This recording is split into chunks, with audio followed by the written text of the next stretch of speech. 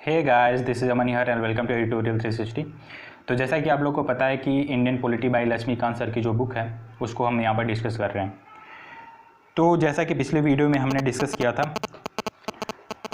Preamble के कुछ terms को हमने डिस्कस किया था, जो की वर्ड्स है प्रीएम्बल के, जैसे कि sovereignty, socialistic, secular, democratic, Republic, justice, ऐसे कुछ टर्म हैं, उसको अब डिस्कस कर रहे हैं। तो कल हमने डिस्कस किया था सॉवरेन एंड सोशलिस्टिक, तो दो टर्म को हमने डिस्कस किया था। आज हम डिस्कस करेंगे सेकुलर एंड डेमोक्रेटिक, दो टर्म को डिस्कस करेंगे। तो टॉपिक पर जाने से पहले मैं आपसे एक रिक्वेस्ट करूंगा, अगर चैनल पर पहली बार आए हैं तो चैनल के साथ जरूर जुड़िए, इससे हमें काफ़ी मोटिवेशन मिलेगी। तो बिना किसी देरी के हम अपने टॉपिक पर चलते हैं। तो यहाँ पर 42nd अमेंडमेंट एक्ट होता है, जिसके जरिए सेकुलर वर्ड हमारे कॉन्स्टिट्यूशन में जोड़ा जाता है। लेकिन सुप्रीम कोर्ट का 1974 में एक टिप्पणी आती है, एक कमेंट आता है, जिसमें बोला जाता है कि हालांकि हमारी जो कॉन्स्टिट्यूशन है उसमें सेक्युलर वर्ड कहीं पर ऐड नहीं किया गया था ओरिजिनली, लेकिन जो हमारे कॉन्स्टिट्यूशनल मेकर्स थे वो ऐसा ही स्टेट बनाना चाहते थे जो कि एक सेक्युलर कंट्री हो।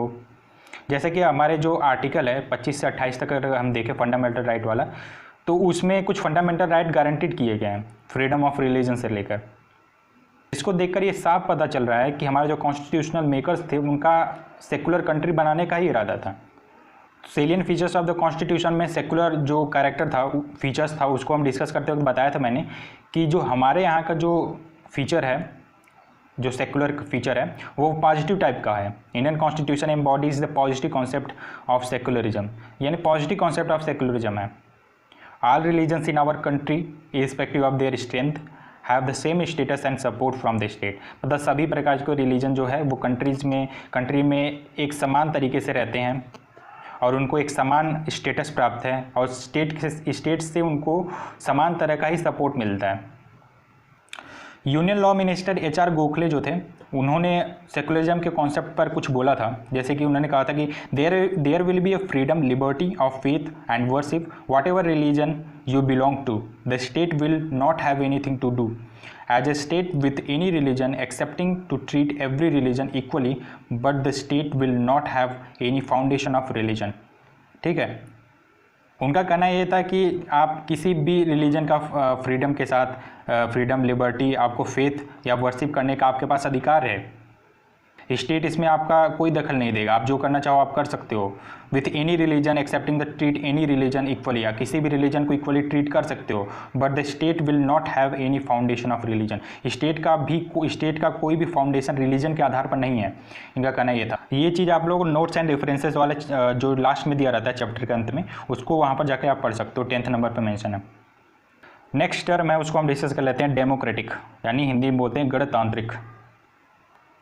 डेमोक्रेटिक जो पॉलिटी है वो प्रीएम्बल में मेंशन है, जिसको बोलते हैं डॉक्ट्रिन ऑफ पॉपुलर सॉवरेनिटी, जो कि supreme power by the people provided by supreme power by the people, यानी जो प्रीएम्बल में शब्द यूज किया गया है, हम भारत के लोग, यानी भारत के जो लोग यहाँ पर बोला गया है वो उनके पास सुप्रीम पावर है। डेमोक्रेसी कितने प्रकार का होता है? डेमोक्रेसी दो प्रकार का होता है, डायरेक्ट एंड इनडायरेक्ट, दो प्रकार का डेमोक्रेसी होता है। डायरेक्ट डेमोक्रेसी क्या होता है? डायरेक्ट डेमोक्रेसी मतलब the people exercise their supreme power directly, यानी जो लोग हैं वो अपने जो पावर है, जो सुप्रीम पावर उनको मिला, वो डायरेक्टली यूज कर सकते हैं, जैसे कि स्विट्जरलैंड में होता है। अब डायरेक्ट डेमोक्रेसी भी चार प्रकार की होती है, 4 प्रकार से वो इस्तेमाल कर सकते हैं डायरेक्ट डेमोक्रेसी भी। कैसे? Referendum, initiative, recall and plebiscite, ये 4 तरीके से आप लोग कर सकते हो। Referendum is a procedure whereby the propose legislation is refer to electoral for the settlement of their direct votes, यानी डायरेक्ट वोट्स के जरिए आप जिनको चुनना है, आप इलेक्टोरेट वगैरह को वो चुन सकते हो। इनिशिएटिव क्या? Initiative is the method by the means which the people can propose a bill to the legislature for enactment. यहाँ पर लेजिस्लेचर में जैसे कोई आम आदमी बिल को पेश नहीं कर सकता, जिसको हम चुनते हैं वो जाकर जिसे हम किसी को चुने वो जाकर हमारे लिए वो बिल को रखता है। लेकिन वहाँ पर ऐसा केस नहीं है। इनिशिएटिव जहाँ पर होता है वहाँ पर लोग ही जाकर लेजिस्लेचर में बिल को पेश कर सकते हैं। रिकॉल क्या होता है? Recall is the method by the means of which the voters can remove a representatives or an officer before the expiry of his term when he falls to discharge his duties properly. तो यहाँ पर discharge कर दिया जाता है officer को उसके जो एक्सपायरी डेट है, उसका टर्म का एक्सपायरी से पहले ही उसको डिस्चार्ज कर दिया जाता है। अगर किसी प्रकार के ड्यूटी में उसके ड्यूटी अगर प्रॉपरली अगर ना करे तो उसको डिस्चार्ज किया जा सकता है। प्लेबिसाइड क्या होता है? Plebiscite is the method of obtaining the opinion of people on any issue public importance. It is generally used to solve the territorial disputes. जैसा कि जम्मू कश्मीर में हमेशा ये मांग उठता रहता है प्लेबिसाइड का।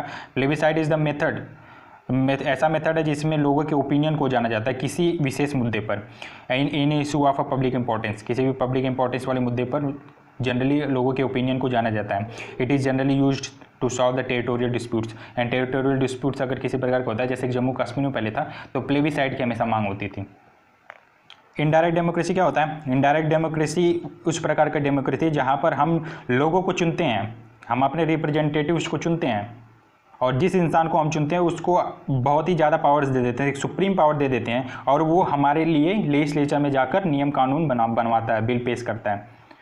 इस प्रकार के डेमोक्रेसी को हम क्या बोलते हैं? रिप्रेजेंटेटिव डेमोक्रेसी भी बोलते हैं। ये दो प्रकार का होता है, एक पार्लियामेंट्री होता है, एक प्रेसिडेंशियल होता है। हमारे यहाँ का जो कॉन्स्टिट्यूशन है वो रिप्रेजेंटेटिव पार्लियामेंट्री डेमोक्रेसी ऐसे प्रकार का देती है जहाँ पर एग्जीक्यूटिव जो होता है वो लेजिस्लेचर के लिए रिस्पॉन्सिबल होता है, यानी जो भी लेजिस्लेचर नियम कानून बनाते हैं एग्जीक्यूटिव को उसको फॉलो करना होता है।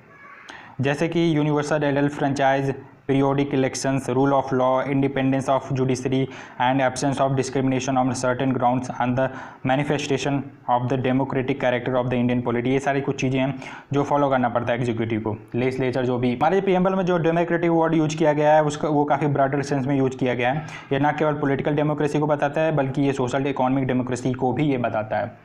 इसके लिए डॉक्टर अम्बेडकर जी ने ये बोला था, अपना स्पीच दिया था कॉन्स्टिट्यूएंट असेंबली 25 नवंबर 1949 को। ये बोला था political democracy can not lost unless there lies at the base its social democracy. What does social democracy means? It means a way of life which recognize liberty, equality and fraternity. The principle of the liberty, equality and fraternity are not to be treated as separate items in the Trinity. They form a unity Trinity in the sense that to divorce one from the other is to defeat the very purpose of the democracy. Liberty cannot be divorced from equality, equality cannot be divorced from a liberty, nor can liberty and equality be divorced from fraternity. मतलब liberty को हम equality से अलग नहीं कर सकते, equality को हम लिबर्टी से अलग नहीं कर सकते और लिबर्टी इक्वलिटी दोनों को हम फ्रेटर्निटी से अलग नहीं कर सकते। तीनों एक दूसरे से जुड़े हुए हैं। Without the equality, liberty would produce a supremacy of the few over the many. Equality without the liberty would kill the individual initiative. तो ऐसा उन्होंने कॉन्स्टिट्यूएंट असेंबली में स्पीच देते वक्त बोला था 25 नवंबर 1949 को।